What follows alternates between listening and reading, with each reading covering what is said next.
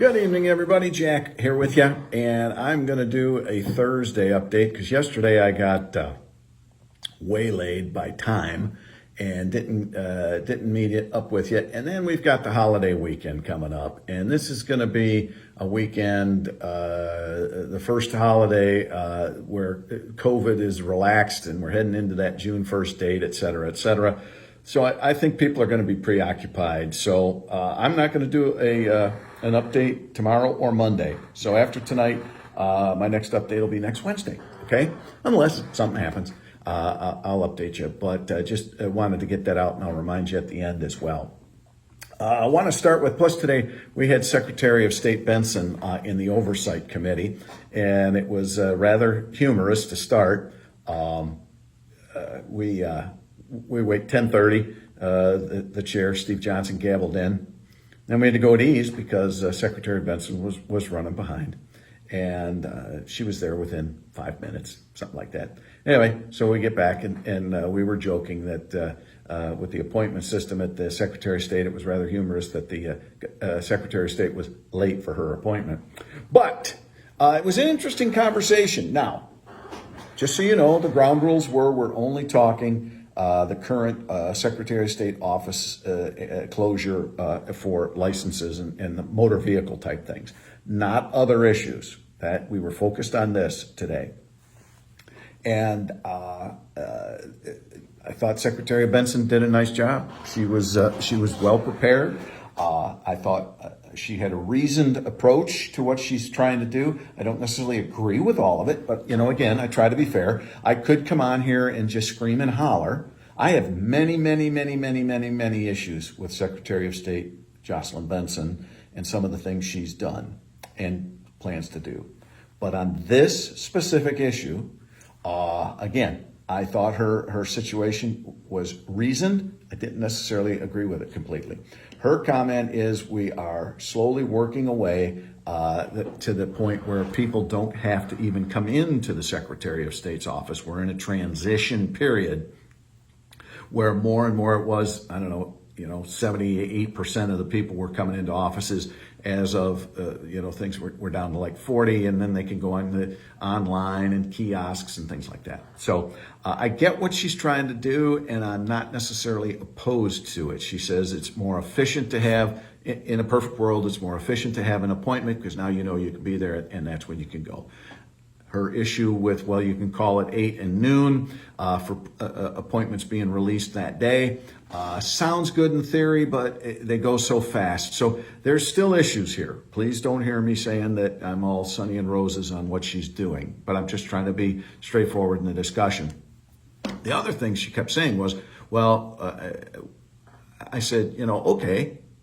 And part of this is COVID related. A lot of people backlogged with birthdays and things like that, and the registrations and stuff.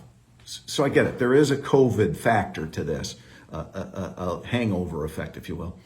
And she said, I said, what are you going to do about it? What's your plan? It's here. I said, the UIA offices have been a disaster and that sort of thing. So people are upset already, and customer service is necessarily a high point right now. What are you going to do? And she said, we're actually going to talk about that next week. Well, that sounds good, but let's get on it. All right. Come up with something fast because we need to get people. We don't want people driving around with driver's license that are expired or no license plates. People that need, temporary handicap stickers, they need them. So we've got to get this figured out. So again, I think she had some solid points. I won't argue that, but I think there are some things she could be doing a little bit better. And I think opening up or being more open to in-person walk-in appointments is not a bad idea. So that's where we're at. If you want, you can go back to House TV and watch the hearing, and you can decide for yourself. Now, again, because I know the keyboard pounders are already winding up. Other issues with the Secretary of State, I still have. We're working through those. Today was specifically, and those were the ground rules set by the chair, that it was only questions about the Secretary of State's offices with regards to motor vehicles and such. Okay? All right. Just wanted to touch base with you on that. Now going back just a little bit because I missed yesterday. The other day, it was back to in the office, in person, Michigan. The workplace regulations were updated, yippee-yi-yay. Other MIOSHA-specific changes include letting employers allow fully vaccinated employees not to wear face coverings and social distancing, provided they have policy deemed effective, yada, yada. Industry-specific regulations are gone, and the governor noted that means that restaurants and bars can open common areas like pool tables and dance floors. This is a key thing. Yesterday was supposed to be the day that MIOSHA held this hearing with the idea of extending the emergency laws in forever. Well, I'll tell you what, I do believe that the outcry, we posted a link here for emails and things like that too. I think it really helped. Your squawking about that, it was a good squawk. Yesterday was supposed to have been the hearing, but the governor, in discussions with our leaders, Shirkey and Wentworth, gone. So these MIOSHA rules, until Madam Governor changes, are still in effect until the current, as we see them right now. Let me rephrase that. They expire on October 14th and they won't be extended. So that's good news. I'd love the governor to open things up and change a lot of this now, but the MIOSHA rules that had everybody rightfully in an uproar being extended, not going to happen. They are still in effect until October 14th. So just FYI there. Representative Beeson introduced a bill that would reimburse businesses for pandemic era fines based on violating an executive order that was later found to be unconstitutional, aka the 1945 law.